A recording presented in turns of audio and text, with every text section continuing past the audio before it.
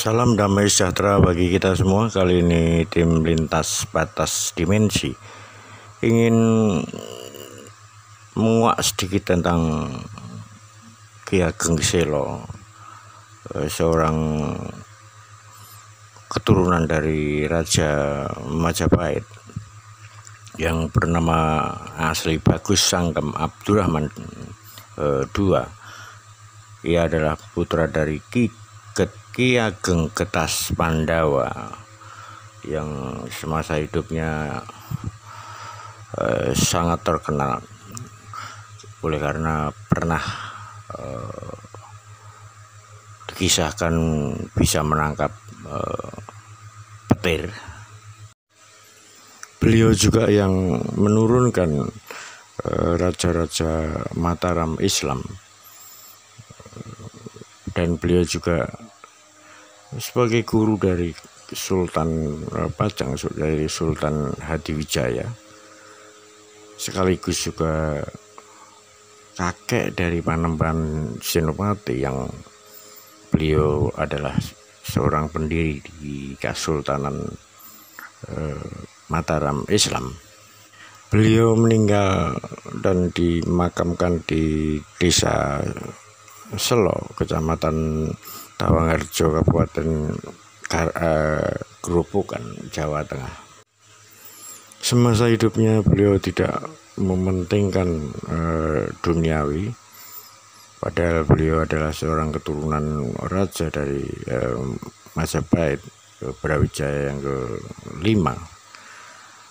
Kesukaan beliau adalah bertapa di hutan, di gua-gua, di gunung, dan selain itu juga sangat mahir dalam mengolah tanah atau bertani. Beliau juga mendirikan semacam perguruan, tapi perguruan Islam, dan salah satu dari muridnya adalah Mas Karepet yang nama kecil dari Sultan Hadiwijaya, yaitu pendiri Keraton Pajang. Cerita legenda yang sangat terkenal di masyarakat Jawa, yaitu saat beliau yang konon bisa menangkap petir atau bledek dalam bahasa Jawa, saat beliau sedang bercocok tanam di sawah. Tiba-tiba datang hujan dan halilintar atau petir menyambar-nyambar. Namun Ki Ageng Selo tetap tenang dan tetap menyangkul. Namun akhirnya petir itu menyambar Ki Ageng Selo yang sedang menyangkul. Dengan kesaktiannya, petir itu ditangkap oleh Ki Ageng Selo, kemudian diikatkan di sebuah pohon yang bernama gandrik.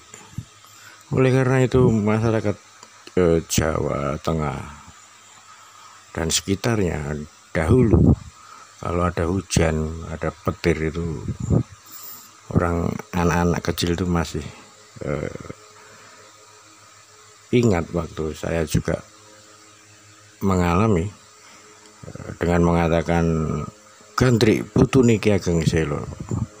Itu diharapkan supaya petir itu tidak menyambar, oleh karena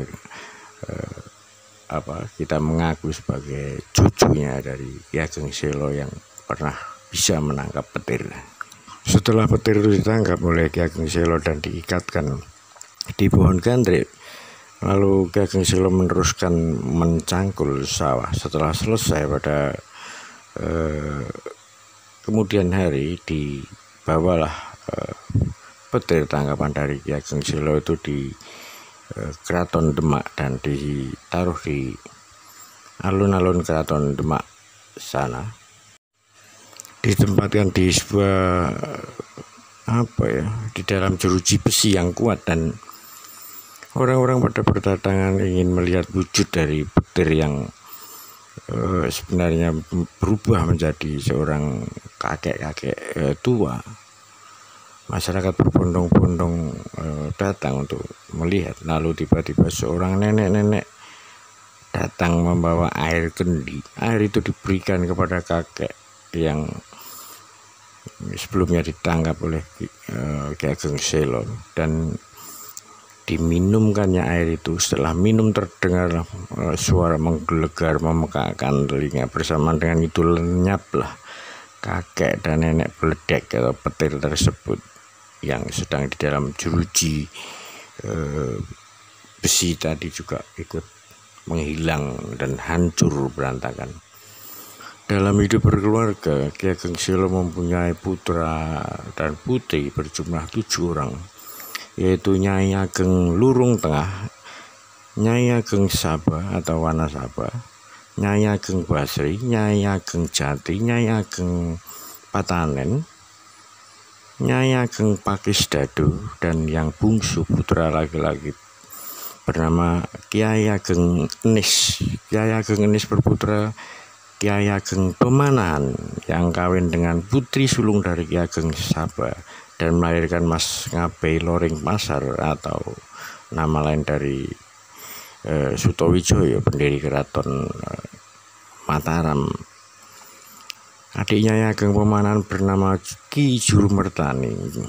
Ki Ageng Enis juga mengambil anak angkat bernama Ki Penjawi. Mereka bertiga dipersaudarakan dan bersama-sama berguru ke Sunan Kalijaga bersama dengan Sultan Pajang, Sultan Adijaya atau Jaka Tingkir. Atas kehendak Sultan Pajang, Ki Ageng Enis diminta bertempat tinggal di Dusun Laweyan, maka kemudian terkenal dengan sebutan Ki Ageng Laweyan. Beliau meninggal dan dimakamkan di Desa Laweyan. Jadi inilah cerita tentang seorang pertapa, seorang yang sangat ahli dalam tirakat, ahli dalam berdoa, dan pada akhirnya bisa menurunkan raja-raja di Mataram Islam dari mulai Jogja sampai Solo, keturunan dari Ki Ageng Selo. Di Kerajaan Demak itu ada juga, saya pernah lihat dulu untuk pintu yang pintu itu menggambarkan atau untuk mengenang kejadian saat Ki Ageng Selo menangkap petir itu, berupa ukiran di pintu bledek namanya kalau nggak salah. Tanaman dan ornamen binatang tapi berkepala seperti naga itu menggambarkan petir yang pernah ditangkap oleh Ki Ageng Selo dulu, diabadikan di pintu Kerajaan Demak. Lawang bledek itu juga semacam prasasti yang berwujud sengkalan angka tahun yang bisa dibaca dengan naga mulat Salirowani yang menunjukkan angka tahun 1388 atau 1466 Masehi. Mungkin nggak banyak yang saya ulas. Demikian dulu tim Lintas Batas Dimensi. Terima kasih.